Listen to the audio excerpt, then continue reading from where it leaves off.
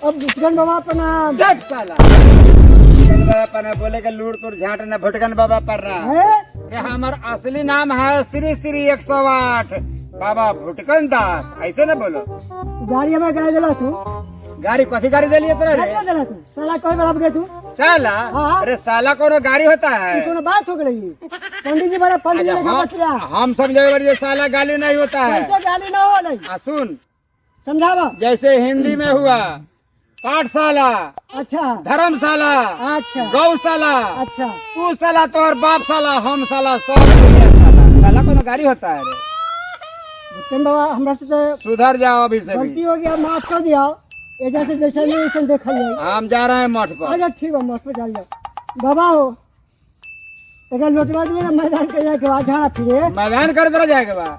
अरे अरे लोटा में आज तक ले हमार बाप दादा कहियो झड़े फिरे ना गेला, तोरा जो लोटा झड़े फिरेला। तो बाप दादा ने ना के तो आ हम सुन करें। ए लोटा में का गुण बा?